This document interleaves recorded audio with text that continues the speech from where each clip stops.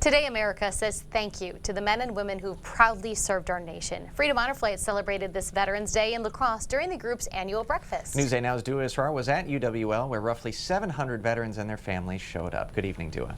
Amy and Ken, there have been new and old faces at the event over the past 10 years, but ask anyone and they'll tell you it feels great to be appreciated.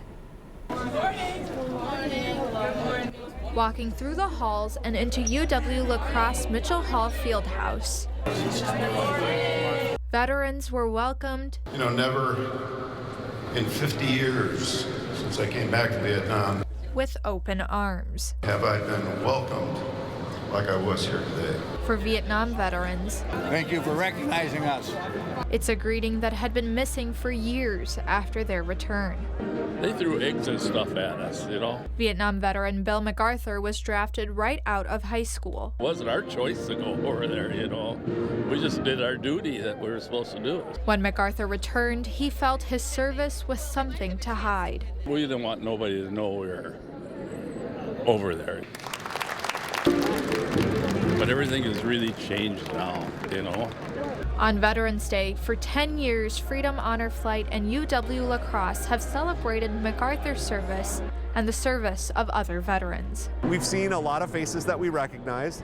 There's a lot of smiles and waves as we walk in. You remember talking to them in previous breakfasts. UWL athletes bring breakfast to the veterans. The intermix of the ages is really kind of neat. When you see that, you got 18, 19-year-old athletes from campus, and they're teaming up with 70, 80-plus-year-old veterans and stuff. Freedom Honor Flight President Ryan Clark says the event is a small thank you. Simple breakfast, if that's what it takes today. To honor those who served. We can never do enough for what they've done for us. MacArthur says when the breakfast first began, Vietnam veterans were one of the youngest groups there. MacArthur says now they're the oldest. Such a good celebration. Thanks so much, Dua. Freedom Honor Flight always welcomes new veterans to that breakfast as well.